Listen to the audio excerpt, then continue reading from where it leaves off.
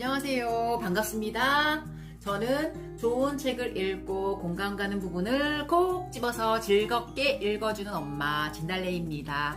오늘 여러분과 나눌 좋은 책은 데이비드 호킨스 박사님이 쓰신 놓아버림이라는 책입니다.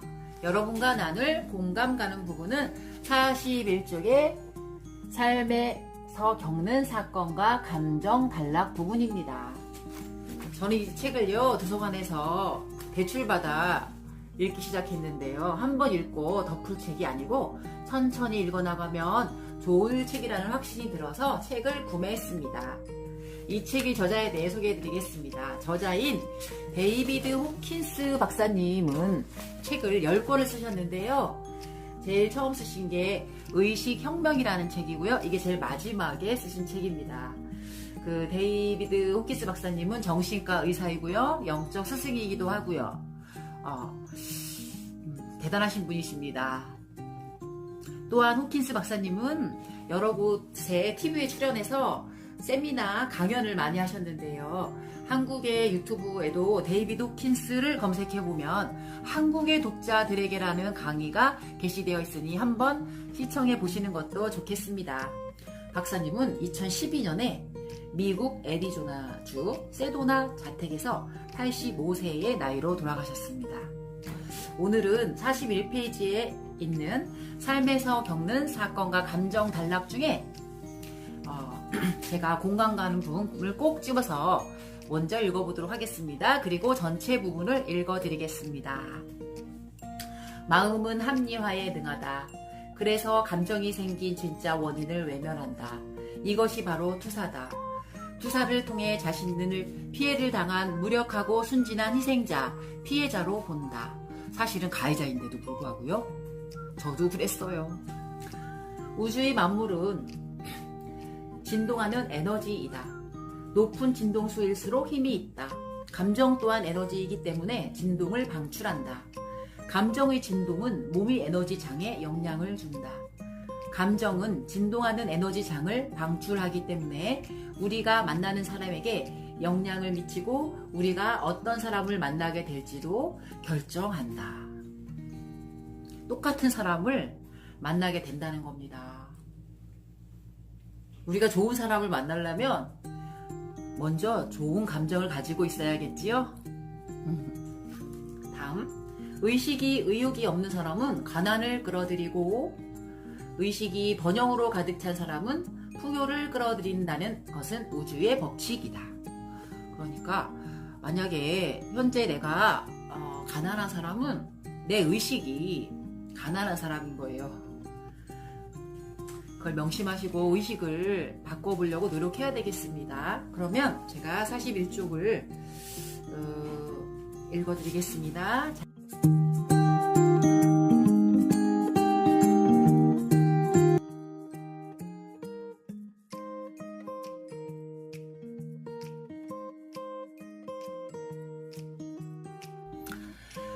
마음은 합리화에 능해 감정이 생긴 진짜 원인을 계속 외면하는 쪽을 택하며 그렇게 하는데 투사 기제를 활용한다. 마음은 어떤 사건이나 타인이 감정을 일으킨 원인이라고 탓하면서 스스로를 그런 외부 원인에 당한 무력하고 순진한 희생자로 본다. 걔들 때문에 화가 나. 그 인간 때문에 속상해. 그 일 때문에 겁이 나. 세상 일 때문에 불안해. 진실은 정확히 그 반대다. 억제되고 억압된 감정이 발산수단을 찾다가 외부 사건을 방아쇠 겸 핑계거리로 삼으면서 터져 나오는 것이다.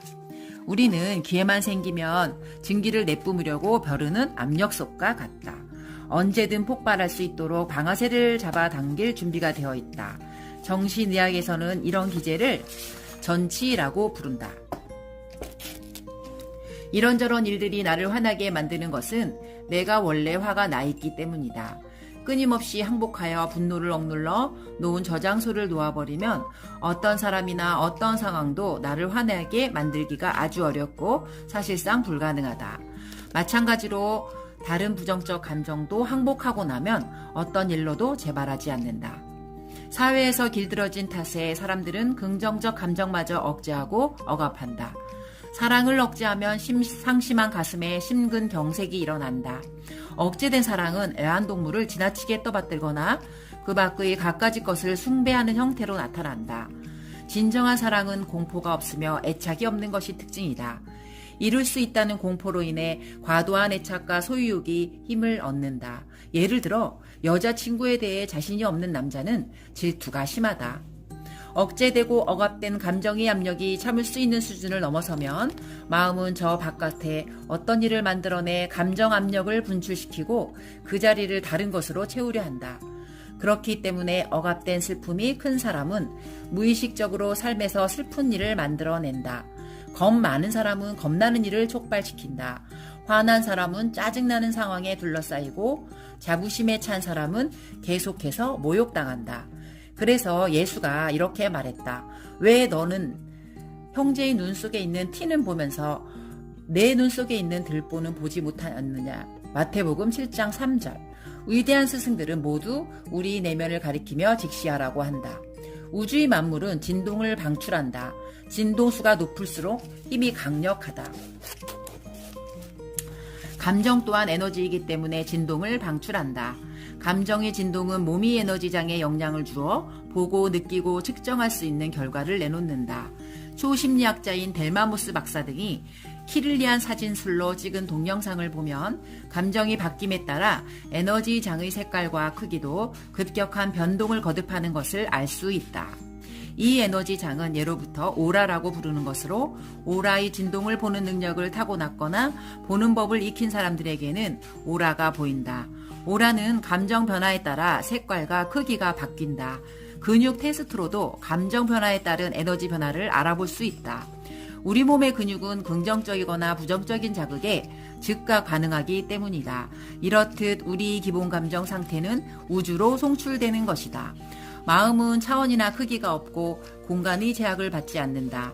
그래서 마음이 진동 에너지를 통해 마음의 기본 상태를 송출할 때 송출 거리에 제약이 없다.